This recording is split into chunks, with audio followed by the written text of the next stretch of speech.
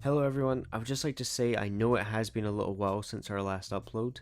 We have not fallen off with the podcast, it's just we haven't really had enough time to do it recently. We've decided as a team to start sticking to a 2-a-week schedule starting in the next few weeks. I have a little bit of news about the Fright Night series on the channel. As much as we like to do it, we have just struggled finding people for it. We didn't really think it through before starting the series on how we were going to find guests. We just kind of got really lucky with the first 2 episodes on finding guests, so we thought it would always be like that. The Annabelle episode advertised on the socials will be delayed for a little bit longer due to some issues with communication, but I would like to get it done soon. Anyway, I think that's just about it, so thank you for listening to the podcast and I hope you enjoy the episode.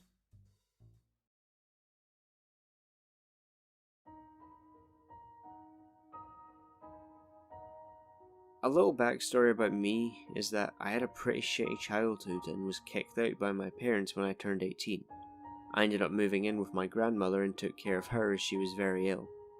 She left me her house after she died as compensation for taking care of her. My parents tried to sue me for the house but thankfully lost. The main part of my story starts on the 24th of December, or as it's better known, Christmas Eve. I was driving along after a few too many beers when I saw someone go flying over the top of my car. I quickly stopped the car and started hyperventilating as I knew that I was going to end up in jail for this. I very slowly opened the car door and stepped out. I looked around for a few minutes but couldn't find anything. I was just about to give up when I saw a flash of red on the ground. I walked over and found a big red cloak just laying there. I picked it up without thinking and I put it on. I was standing there admiring myself when I heard a noise behind me. I turned around to discover a number of very sickly looking reindeer in a very shabby looking cart. All of a sudden, 2 disgusting looking creatures who were dressed in green jumped out of the cart and started screaming at me in some unknown language. They appeared to be a male and a female, but it was almost impossible to tell. They pulled weapons from their pockets and dragged me into the cart.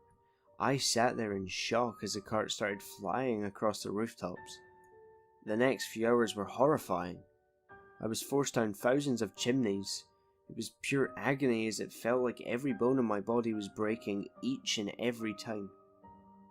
I tried to reason with the creatures, but they kept stabbing me in the sides with their weapons, and my wounds always instantly healed afterwards.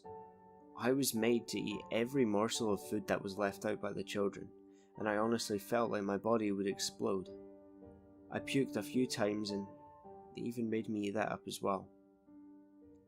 Eventually we landed in a field close to a home, and I jumped off to deliver the toys at this house. I was just climbing back into the sleigh when I heard a child's voice behind me. I spun around to see a little girl no older than 4 standing there with a big smile on her face. She was about to start speaking when one of the reindeers kicked her in the face. I stood there speechless as he began to slowly bite down on whatever was left of her head. I had no more time to react or help the girl as the sleigh started flying away. We flew for hours until we landed beside some derelict buildings. The reindeers managed to untangle themselves and they just walked away. I stood there for a few minutes unsure of what to do. The 2 creatures had also run off to a nearby building, which seemed to have a lot of activity going on inside. I decided to follow them and creep along into the building. I walked into a room that was full of hundreds more of the creatures that were all screaming at each other. They didn't notice me for a few moments, but then the female from earlier spotted me and ran at me wielding a knife. Without thinking, I lashed out and punched her in the face. I watched in horror as her head smashed against the side of a table as she fell to the floor. A small trickle of blood ran from her mouth as she drew her final breaths. It was quiet in the room for a few seconds until the creatures all let out the most terrifying scream I had ever heard. They ran around the room grabbing items and began to advance on me with their makeshift weapons. I turned around and ran out the door with the creatures close behind. I ran into an adjacent building and slammed the door behind me. They hammered at the door for the next few hours, but thankfully didn't break in. I lay down beside the door and eventually managed to get to sleep.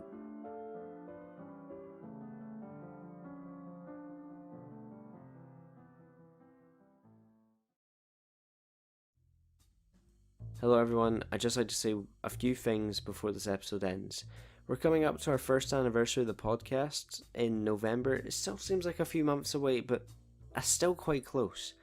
We want to do something special for the 12th of November, which is the anniversary of the first episode of the podcast, which is crazy that it's already been a year, or almost been a year. But we want to do something special, like I said, so we're planning on doing a set of live streams. NightmareFuel Live. So we'll be reading stories, we'll be talking to people, answering questions. We want to do a set of these. We don't want to just make it for just this one stream. We want to do maybe 2 or 3, maybe a bit more. But we want to do a new live thing, especially since we haven't done Fright Nights in a while. But anyway, I'm looking forward to it. Thank you for listening to the episode, or watching it, however you take in our content. If that's YouTube, Spotify, Anchor, just something that our podcast seems to be on if you're listening to it. Thank you. We have reached 3,500 listens, over 3,500 listens over all platforms, and for that I am truly grateful. So, from me and my team, thank you. It means so much. I hope you enjoyed today's episode, and I'll see you in the next one. Goodbye.